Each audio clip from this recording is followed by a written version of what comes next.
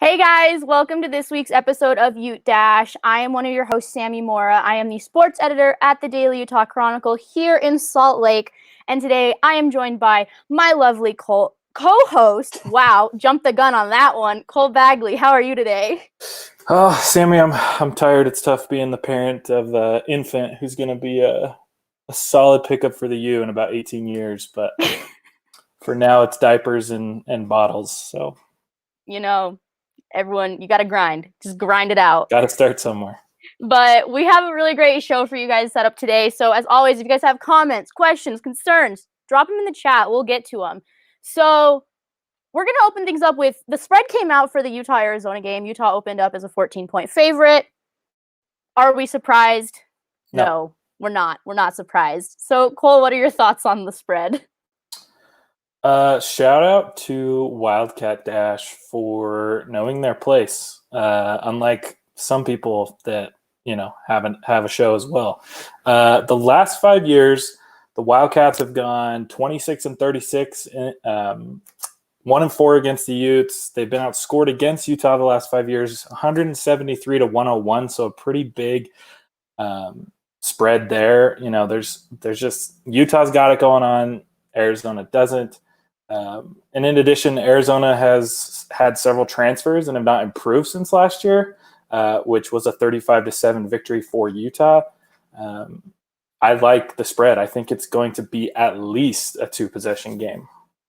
Yeah, it's going to be a 2-possession game, hands down. As much as there's concern about Utah, the defensive side of the ball, and to a certain extent, the quarterback situation, there's no way that Arizona is going to be able to overpower this Utah football team.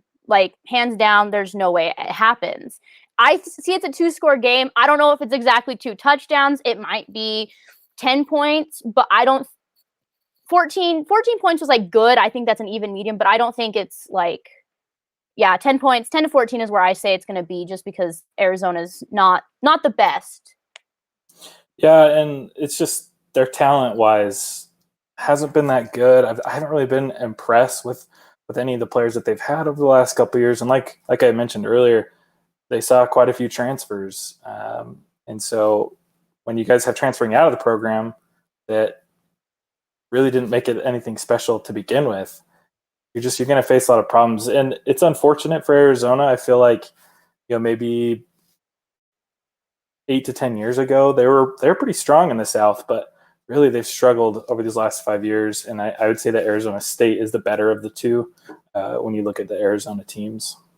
Yeah, and also Arizona is kind of in the same boat as Utah. They're replacing their quarterback and their running back. Well, Grant Gunnell had some time last year under his belt when he played at Arizona, when Khalil Tate was hurt or whatever was going on with him, and that whatever happened with him last season, because there was a lot with him. Mm-hmm. Who's going to fill the spot of JJ Taylor? That's my thing. Utah at least has actually four really good running backs who are all competing for playing time. Plus you have you have 3 quarterbacks who are really, really, really fighting for this starting job. It has been narrowed down to 2 at this point, according to Kyle Whittingham, but we don't know who the 2 are. In typical Whittingham fashion, he's not telling us anything, which we love. We love that for him. We love that for this team. But like you've said, transfers is a huge thing for this team. Is it going to affect them in a negative way? Because Utah's had their fair share of transfers in years past, and in 9 times out of 10, it hasn't affected us, because it's been guys who haven't been contributors, or if they have been contributors, they've been lower producers. So, and the guys that have transferred out of Arizona were big name guys. So I think the spread was a nice spread. It's not too high, it's not too low, it's perfect. Yeah, and kind of going off what you were just talking about, Sammy, the difference between the 2 schools with transfers is, we've had a couple of guys recently enter the transfer portal. We had a wide receiver do so. And then last night, was it a running back that we... Yeah, so Jalen Dixon 2 weeks ago, wide receiver, and then TJ Green, our running back, last night. Yes. So when I look at those transfers, I don't look at that transfer and think, okay, those guys are leaving because they're worried about where this program is headed. They don't think that this program can win. They don't think that this program can put them in the best place. They're leaving because they're losing the position battles. They're not the number one guy. They might not be the number two or the number three. And so they're looking at it and saying, all right, well, I got to find somewhere else to play because this program is headed in a direction that doesn't involve me and involves, other guys who are probably playing better than they are. Whereas with Arizona, I'm just assuming here, but I think they're looking at saying, this program is not headed in a direction that I want to be a part of. I'm going to go find somewhere better that I can shine on a team that's going to be successful. Yeah, and I like looking at Utah's case, like Jalen Dixon had a big role last year, but it was because Britton Covey was out. Right. Him and Britton Covey are around the same size. They are both speedy off the edge. Jalen scored on a lot of jet sweeps, which is what I expect Britton Covey to do a lot this year, which we'll get to that later. But he left because he knew that like Britton was back and it's going to be his time because that's what Britton does. Britton is our Swiss Army knife. He is our everything dude. And TJ, on the other hand, TJ's played some reps. TJ had a great game against BYU. The iconic photo of him and Jason Shelley standing in the muss after they beat BYU. Forever one of my favorite photos in Utah football history. He again left because there was 4 guys ahead of him that were producing at a level that he couldn't meet, in my opinion. He had a freshman. You have a freshman in Ty Jordan in front of you. You have Mekhi Bernard, who redshirted last year, who is already making waves with the coaching staff. Same with Ty Jordan. And then you have Jordan Wilmore and Devin Brumfield, who both took reps behind Zach Moss last year. So you know that there's depth there. So it's not, and it's Utah. Utah is also growing as a program. We're able now to bring in more talent and better talent, and kids want to play at Utah because they're putting these kids in the NFL. They're developing them. They're getting them into a position where they can succeed.